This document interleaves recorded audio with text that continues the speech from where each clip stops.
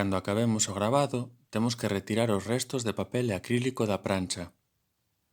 Primeira proba con acrílico azul, quizáis demasiado denso, e papel de debuxo de 150 gramos. Pegouse e rompeu. Segunda tentativa, con papel de acuarela de 240 gramos e 60% de algodón. Este resistiu, pero ao usar tinta azul nunha prancha azul non se ve moi ben o que estamos facendo. Terceira impresión, mesmo papel, tinta negra.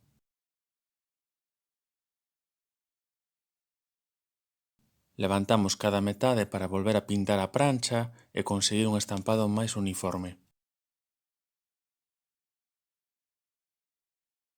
A última foi feita con máis cantidade de pintura, enche mellor as zonas, pero pérdense detalles.